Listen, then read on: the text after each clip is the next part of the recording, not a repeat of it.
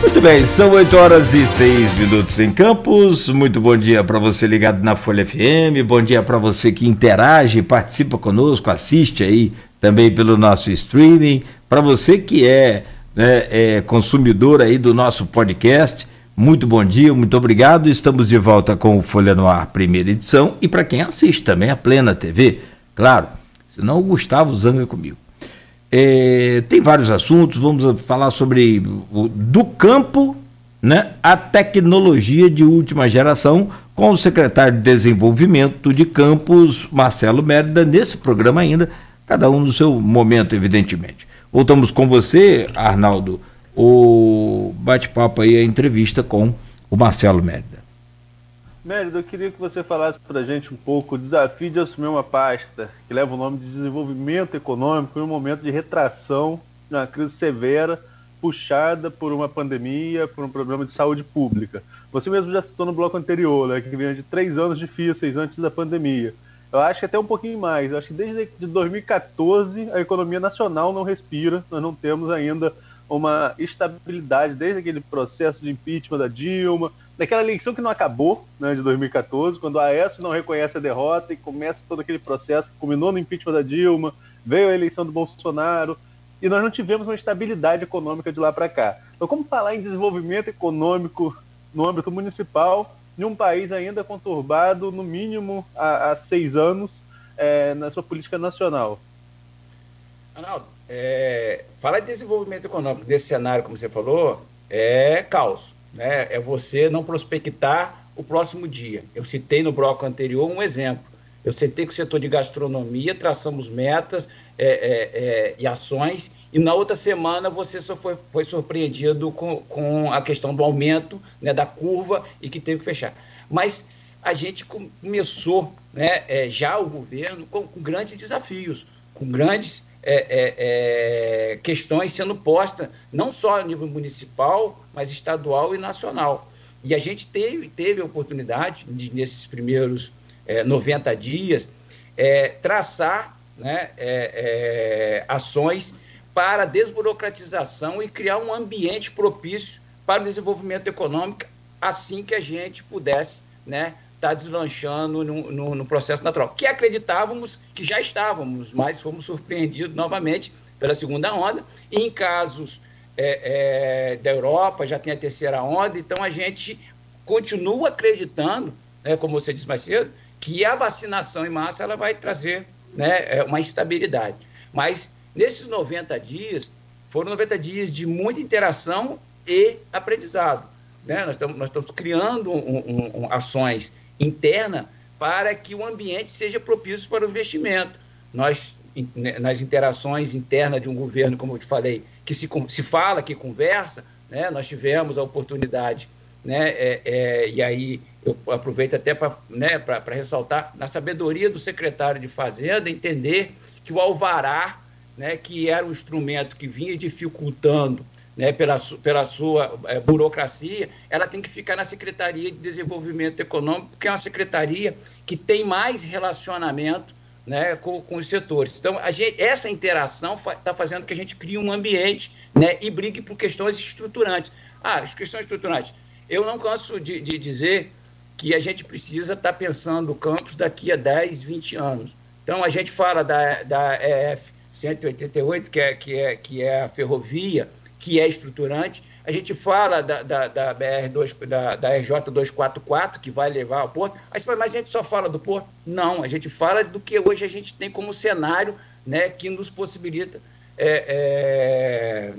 desenvolvimento para os próximos 100 anos, no mínimo 100 anos. Né? Assim como nós acreditamos, né, que a ponte da integração é a primeira das ações que tem que ser feita para que haja uma oxigenação, né, e viabilidade do Porto da Sul à BR-101. Então, são coisas que a gente vem discutindo, os desafios são grandes, mas a gente não tem deixado de prospectar, a gente não tem deixado de interagir.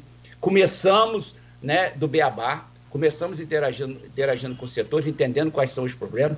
Nós já tivemos ações pontuais e reivindicações do setor da construção civil, do ceramista, entre tantas outras, estou citando algumas aqui. Então, esse desafio, nesse primeiro momento, foi um desafio de criar um ambiente, né, para que o desenvolvimento econômico possa estabelecer. Nós temos, né, dentro da estrutura da secretaria, e aí o prefeito, né, junto com o seu grupo, deu condições para a gente fazer isso, deu material, né, para a gente trabalhar, material humano, né, dentro da secretaria. A gente tem a oportunidade de estar falando de concessões e PPP, numa subsecretaria, falando de turismo, que era uma diretoria e que ela foi alçada à questão de subsecretaria, o que é importantíssimo. Acho que no futuro muito próximo, né, o turismo vai ocupar dentro do espaço de desenvolvimento econômico da cidade um papel importantíssimo, né? Vai ser alçada a secretaria, eu não tenho dúvida que no futuro esse é o caminho, né? Uma discussão profunda sobre o petróleo, gás e inovação, né? E aí, na questão da inovação, a gente entra com, né, com todas as ferramentas e tecnologia para o setor produtivo, né, trazendo para a base, para o comércio, né, trazendo essa discussão para o comércio, né, para o serviço, a interação, né, do comércio online junto com o comércio físico, que é uma realidade. A pandemia trouxe desafios e que a gente pôde, né, junto com algumas ações do Sistema S, falar sobre essa novidade, entre aspas, para o comércio local, para o serviço local, que é a venda online. Então, essas ações, elas estão criando uma linha de raciocínio, de pensamento, para que a gente tenha uma cidade oxigenada, que ela possa andar, né, que a gente possa estar contribuindo para que isso aconteça. Digo a você que foi um desafio que eu pensei muito antes, né? Eu analisei até onde eu pudesse construir na minha vida, do alto dos meus 50 anos, né, e quase 32 anos, né, dentro do setor produtivo e dentro das instituições. A gente tem que saber até onde a gente pode ir, né? E eu acredito que a gente tem muita coisa para fazer, e entender que até o momento que a gente for útil no processo de discussão, a gente tem que somar. Então, foi com esse desafio, sabendo das dificuldades, né? E agradeço a confiança que o prefeito teve, né, em depositar uma secretaria que ela estava vivendo um momento, né, de essa pasta de inércia, e a gente dá essa grandeza a ela para que a gente pudesse trabalhar. Os resultados, eu não tenho dúvidas que já estão acontecendo, né? A gente não parou sequer um minuto nesses 90 dias. É o que eu falei, são 90 dias de intensidade, parece que já passou um ano, né? Mas com muitas dificuldades em que a gente que já vem do setor produtivo sabe que não tem nada fácil, tudo tem as suas dificuldades, mas também tem o sabor da realização.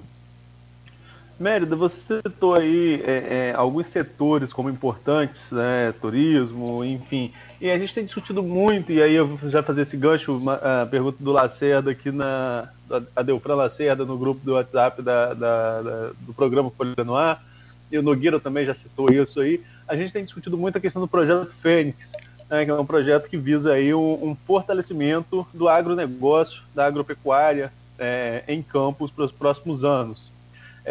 Qual a sua participação nesse programa? Como que você avalia essa iniciativa, que é suprapartidária, que é interclassista, com participação de diversos setores da sociedade? Qual a sua avaliação com relação a esse programa e qual a sua participação nele? Olha, eu, desde o primeiro momento que eu conheci o projeto inicial, eu sou entusiasta. Eu acredito que, né, um dos setores importantes da nossa economia é o agronegócio, é a agricultura, né, é a pecuária, né, e, assim, o nosso secretário Almir, né, não tem medido esforço, né, junto com os seus subsecretários, para estar atuando. O projeto Fênix, por isso que eu sou entusiasta, porque ele nasce da base, ele nasce sobre um conceito, né, da Asfrucan, da agricultura, mas eu percebo que hoje ele ganhou conotações muito maiores do que isso, né? Ele ganhou, ele é um projeto estruturante, né, para os nossos próximos anos, né, em diversas áreas da economia.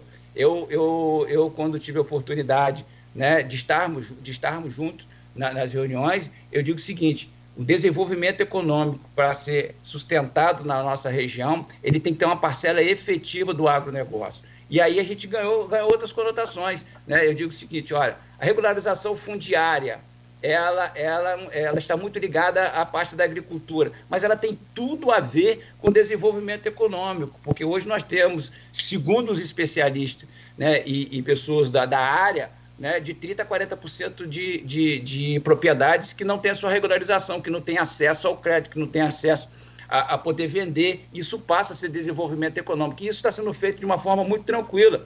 O Almir tem sido um secretário extremamente atuante e que a gente tem compartilhado ideias e ações que vão deixar um grande legado. Quando eu falei da ponte da integração, eu, Marcelo, hoje tenho trabalhado diuturnamente por vários aspectos, né?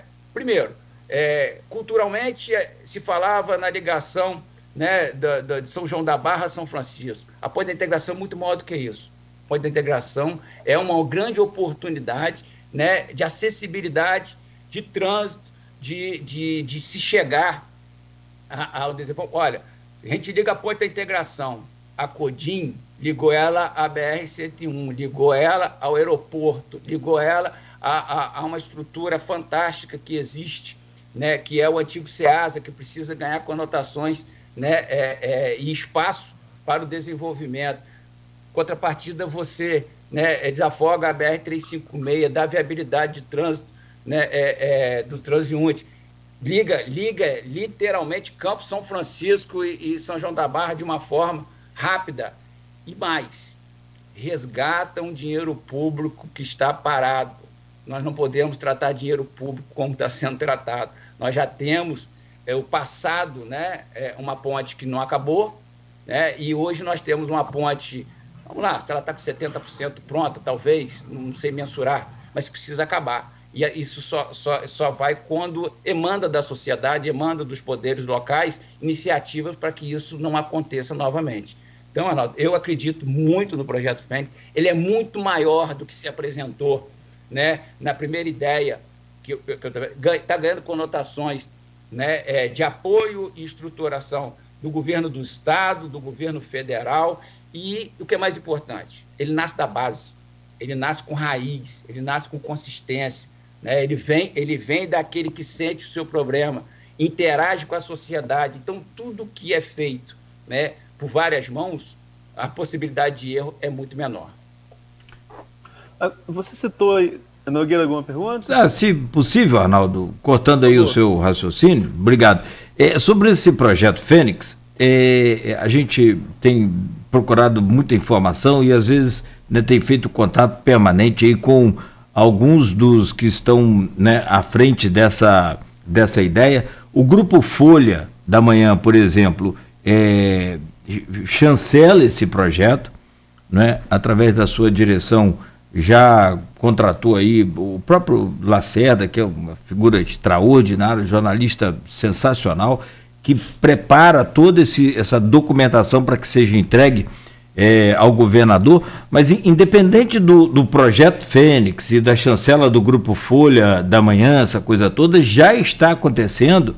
E ontem mesmo eu conversava com o Tito Hinojosa, que é presidente da Asflucan, e ele mandava para a gente um vídeo e algumas imagens da plantação de 3 variedades de cana, Marcelo, vindas do Espírito Santo, né, diferenciadas, com potencial muito maior, né, para justamente fazer essa experiência aqui em Campos. E ao mesmo tempo, ele utilizava uma plantadeira particular com uma capacidade muito grande, de pelo menos 4 hectares ao dia, uma máquina produzida lá no Paraná, na Asas Máquina, e no terreno, como é que a coisa já está andando, hein? Então, assim, é interessante que a gente acompanhe esse projeto de perto e mostre também, de fato, o que está acontecendo.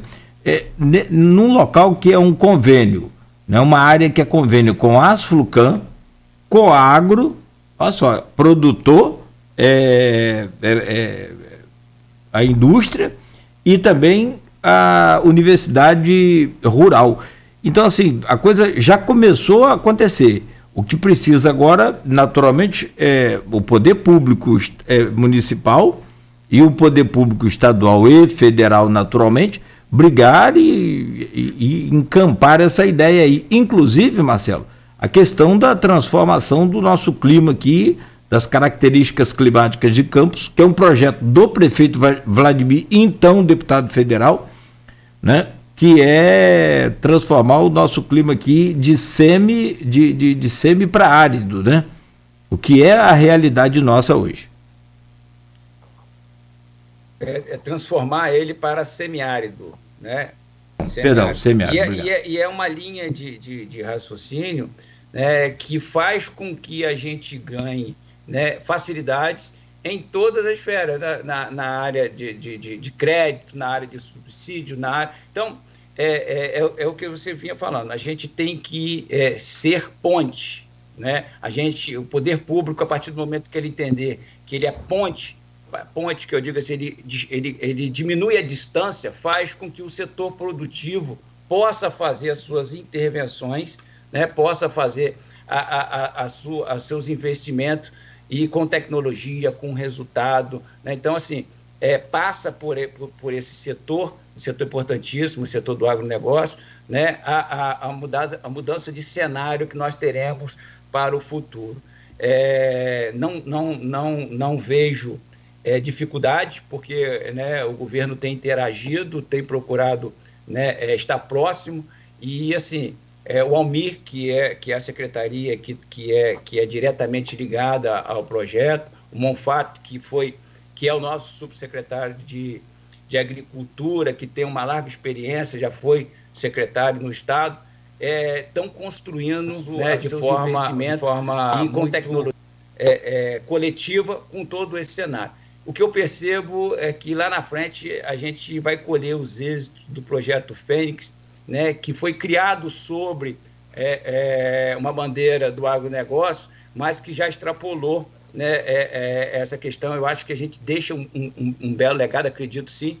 A gente tinha a perspectiva da vinda do governador no aniversário da cidade, ele não se efetivou por conta, né, desse processo de fechamento, desse agravamento.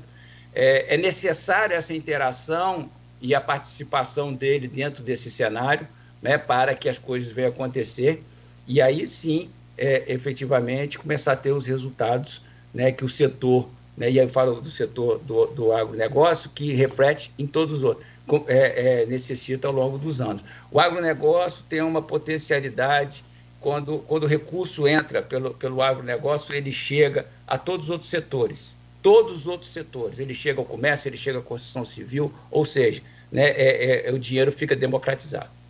Os recursos ficam democratizados. Mérida, tem uma pergunta aqui de ouvinte do Renato Carvalho de Oliveira. Qual o plano do governo para incentivar grandes empresas a se instalarem em Campos e gerar novos empregos? Aí, segundo o comentário dele, viver do comércio, todo mundo já viu que não tem futuro. Esse é o grande desafio, não é de Campos, não, é do Brasil inteiro, né? Eu acho que a gente tem aí um cenário promissor da questão do Porto do Açu, que traz para dentro do nosso território em Campos a possibilidade das indústrias secundárias, né? Indústria de 100 empregos, de 50 empregos, de 80 empregos. A gente não tem perdido a oportunidade de estar visitando. Essa semana mesmo, na terça-feira, eu estive visitando uma indústria, né, que ela é uma indústria estruturante, é uma indústria que tem perspectivas e quer vir para Campos. O cenário aqui é favorável para essa questão, mas a gente não tem deixado de fazer o dever de casa, né? É preciso ter acessibilidade, é preciso ter mobilidade, é preciso ter uma série de ações que fazem com esse conjunto. Estamos no radar pelo Porto do Açu, pela localização que Campos ocupa hoje, privilegiada, plana, de estar próximo do Rio de Janeiro, de Vitória, né, de grandes consumidores, como o próprio Belo Horizonte. Então, é importante, né, a gente não perder esse foco. Mas esses primeiros 90 dias, eu volto a dizer, foi para criar um ambiente de negócio onde o investidor local até o grande investidor chegue aqui e encontre perspectiva de negócio com facilidade. Ninguém quer vir, né, para nenhuma cidade, para nenhum ambiente de negócio onde ele tem que esperar 90, 120 dias para ter acesso às suas solicitações. Nós temos que ser ágeis, nós temos que ser rápido. Então, esse radar, Renato, está sim, né, a gente está antenado, está buscando. É uma busca incessante, porque nós estamos vivendo agora um momento de retração econômica nacional, mas isso vai passar e a gente precisa deixar algum legado. Esse legado que é? São as facilidades que a gente está propondo, né, dentro de um ambiente saudável de negócio, que passa, né, por todas as questões que a gente conversou aqui. Você citou aí essa proximidade com a capital e a proximidade com outra capital, que é Vitória, e estamos ainda mais próximos, fazendo divisa com o Espírito Santo. A carga tributária capixaba é bem menor do que a carga tributária fluminense. Essa nossa proximidade com o Espírito Santo não acaba sendo um dificultador para atrair empresas com a carga tributária tão mais pesada do que na cidade vizinha aqui no Espírito Santo? Arnaldo, de fato, né, nós temos uma disputa tributária no Brasil que ela se tornou desigual, né? Avanços, né, de alguns estados sobre economias vizinhas têm causado prejuízos irreparáveis.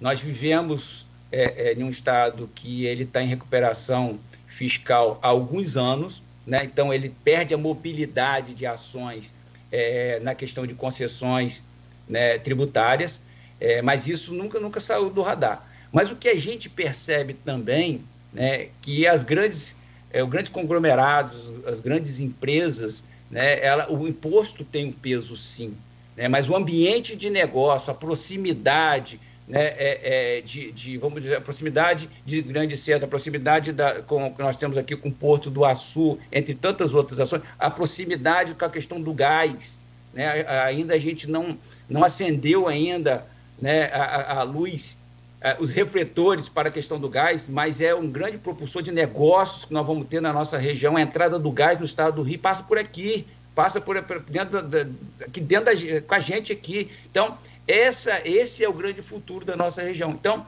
essa questão tributária, né, já existe para esses grandes conglomerados, já existem incentivos, né, de ordem federal que transpassam essa questão da proximidade com o Estado.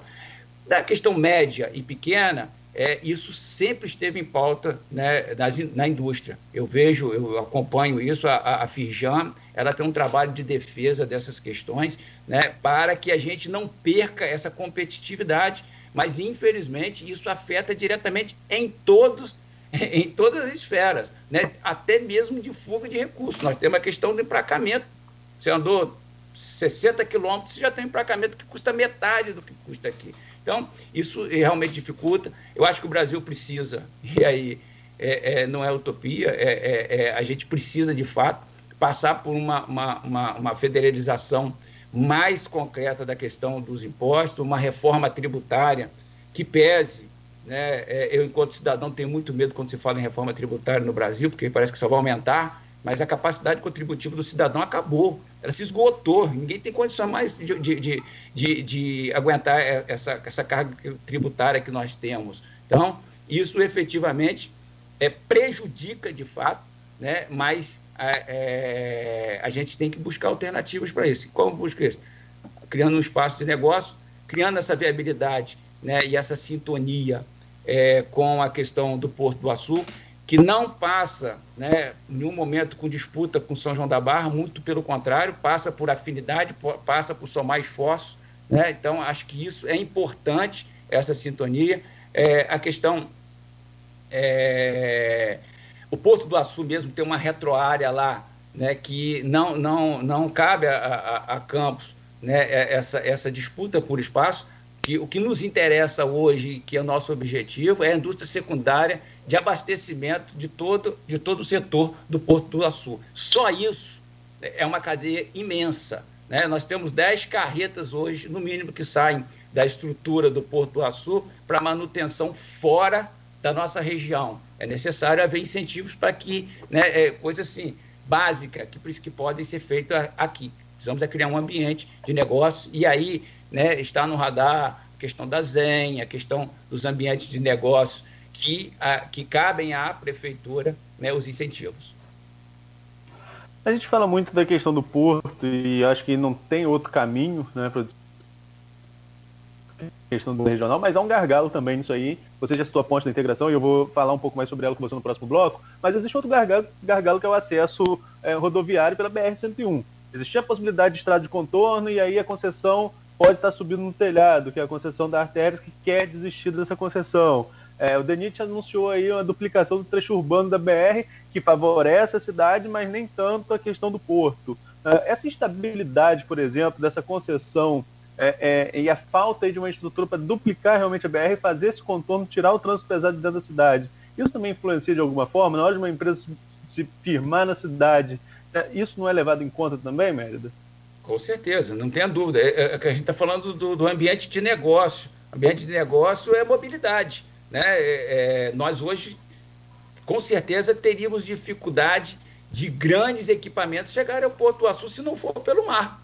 Então, se tivesse que vir por terrestre, nós não temos estrutura para chegar lá. Então, existe, sim, a questão da necessidade, né, da RJ 244, né, que é um sonho mais elástico, mais para frente, né? Mas eu compreendo que essa questão da concessão da Artérias, isso precisa ser solucionado o mais rápido possível, isso precisa voltar à pauta do desenvolvimento, não é de Campos, não, é da região, né? Tem instrumentos para isso. Eu acho que nós temos aí alguns instrumentos sendo colocados, né, na economia regional que são importantes. O instrumento do SIDENF é importantíssimo pela questão da viabilidade de projetos. Mas eu digo mais, o SIDENF pode ocupar um espaço nas discussões regionais, né, discussões políticas, discussões de interação entre prefeitura, é isso que faz ganhar corpo reivindicações. Quando você falou assim, quando eu falo da ponte da integração enquanto Secretaria de Desenvolvimento Econômico, é uma coisa. Quando se fala em pool de municípios falando sobre a necessidade da ponte da integração, a voz é outra. Eu posso gritar em volume altíssimo, mas nunca vai chegar a 3 ou 4 municípios juntos buscando, né, essas ações. Então, Arnaldo, sem dúvida, né, a gente não pode perder o foco dessa questão da Artérias. Ela dificulta, sim, o ambiente de negócio dificulta, né? Eu tenho me surpreendido, né, com algumas, surpreendido, sim, entre aspas, mas coisas positivas, com as potencialidades da nossa região, que muitas vezes o médio e o pequeno industrial, empresário não percebe, mas que o grande visualiza, né? Isso mostra que nós temos muita coisa a avançar com relação a informações, né, que demandam por que as grandes redes querem estar em campo, porque a grande indústria ela percebe a sinalização do gás e assim, quais são os benefícios que nós, enquanto setor produtivo, mas nunca perdendo, enquanto cidadão, podemos, né, usufruir disso. Acho que a potencialidade da nossa região, quando você mostra, né, o arcabouço, né, que nós temos aqui, da área educacional, um exemplo, da academia que nós temos instalado na nossa região, com as suas, né, diversas universidades, seja ela federal, estadual, particular. Quando a gente fala que nós temos aqui, né, já implantado do sistema de qualificação através do Sistema S, de forma completa, isso sim é um fator determinante para as grandes indústrias, para os grandes investimentos. Muito bem, são 8h35, meu caro Marcelo e Arnaldo Neto, pessoal que nos acompanha também aí, né, pelo streaming ou pelo rádio. Uma pausa bem rápida, só o tempo para a gente tomar um cafezinho aqui e voltar com o fechamento dessa entrevista, e a gente fala ainda sobre essa questão de área comercial central, sobre essa tecnologia da informática, as opções que, né, essa juventude tem aí de só comprar pela internet, enfim, como combater tudo isso e também incrementar aí as vendas do nosso comércio pelo sistema de marketplace, né, pelo sistema online. São 8h35, entre outras coisas. A gente comenta já já com o secretário municipal de Desenvolvimento Econômico de Campos, Marcelo Mérida, ao vivo aqui no Folha Anual, oferecimento dos laboratórios Plínio Bacelar, Clínica Proteus e de Dumas Baterias.